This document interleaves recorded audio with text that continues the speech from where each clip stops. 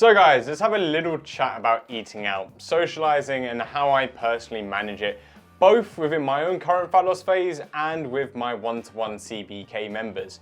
Now, one of the main things I get asked is about how I do actually manage eating out, especially since I'm such a big foodie. If you follow me on Instagram at all, you'll see that I eat out quite a lot on my stories. And this is something people can't really comprehend, especially when you consider that I've lost 100 pounds and I've maintained that for well over 6 years now. It is often thought within dieting cultures that it's a bit of a dichotomy. You can either eat out and gain weight, or you can never socialize again to actually lose weight. Neither is the way to live realistically. Unless you have no friends, then you'll never have to socialize. I don't have friends, but I still go out and somehow do it. So, of course, I am in a fat loss phase currently, but this is more obviously due to a sport-specific goal. Now, obviously, yes, like I do say I've maintained this, and I understand the kind of hypocrisy in saying that I've maintained it for so long.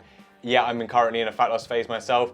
This is more of obviously a sport-specific goal. Obviously, being leaner is more advantageous for my outcome of completing a marathon and achieving it in a time that I am personally proud of doing. Now, there is going to be certain situations where what I'm going to be talking about doesn't actually really apply. Now, for instance, an upcoming example of this, Valentine's Day. I've not had the pleasure of truly celebrating big events with my wife over the past couple of years. So now that I have the opportunity to do so, I'm going to be taking full advantage of a 3-course meal.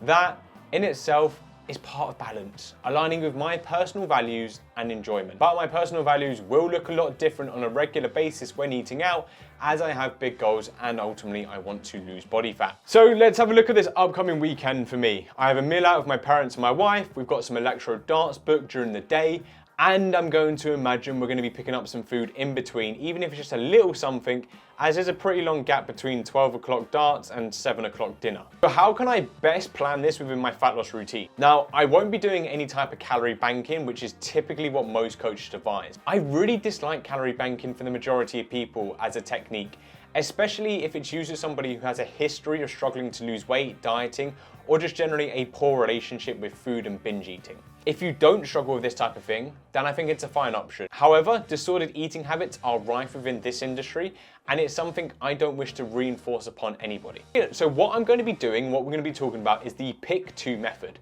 Now, typically speaking, we would apply this to just one meal out because this is what would typically happen over the course of a day.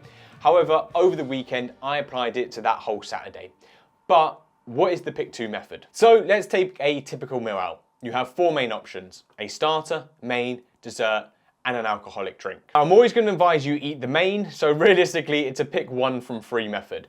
But out of the other 3 options, simply pick one of them. If the starters and desserts aren't doing it for you, then go ahead and have a pint. But if the calamari is calling your name, then make that choice. Hold back on the Guinness and have a diet drink or water instead. It is really that simple. Now, with your food options, you should try to ensure you get a source of protein with each one and also a source of fruit and veg as well. Now, with your food options themselves, you should always try to opt for a source of protein as well as a source of veg with each of your meals. But why do we do the pick 2 method? Well, the average size of a main meal in the UK is 1,000 calories.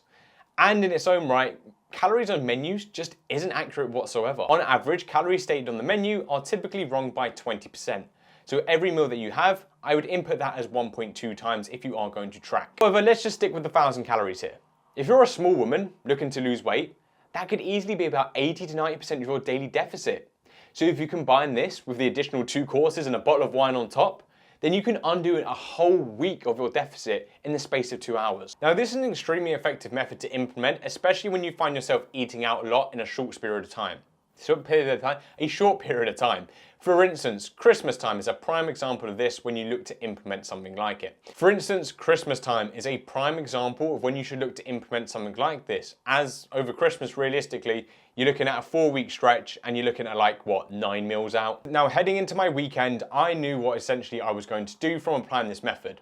I knew I'd likely be eating out after the darts to get a little something, so I opted against having a pint. That, and I know the negative impact it's going to have on my runs, so I generally know it's not worth it. So that was one of my pick 2 choices. Then, in the evening, when I went out, I opted to have a main as my final pick, because I'm not a psychopath. Pair that with my morning bagel before my park run and my post-run protein bar, and I was comfortably still in a deficit, fully enjoyed my time with my family, and didn't feel restricted. Ultimately, when it comes to fat loss, you're gonna have to be making some form of sacrifice. You know, there's no ifs, buts, or maybes there. I know we live kind of in a culture now where it's like, you should not deprive your body and things of this nature. But unfortunately, due to the habits that are kind of routinely built up, we are going to have to make sacrifices to the norm. Because ultimately, if we don't alter our behaviors, then our behaviors are the thing that got us overweight in the first place. So if we keep those same behaviors in line all the time, then you're going to be in a position where you're going to really struggle to lose weight and maintain it in the long term. So this is a method where you can go out and realistically not feel deprived. Or, you know, find yourself spending 15 minutes on MyFitnessPal trying to work out your macros whilst ordering. You know, taking yourself out of the moment and missing out on making memories just so you can ensure you've hit your carbohydrate total. So that's a bit of a slight insight as to how I structure things both for myself and some of the inputs that I give to my one-to-one members. If you found this useful, then I'd really do appreciate a like, and if you could drop me a comment, let me know, that would be great. If you do want to learn more when it comes to one-to-one coaching or group coaching, where I will share helpful tips like this, so you can not only lose weight, but help keep it off in a sustainable manner for the rest of your life, so you never have to resort to another fad diet again, then I will leave the links to both of these in the description of this video. And fuck it, I'll whack up some QR codes on the screen as well. But yeah, that's it. Bye, driver. Bye.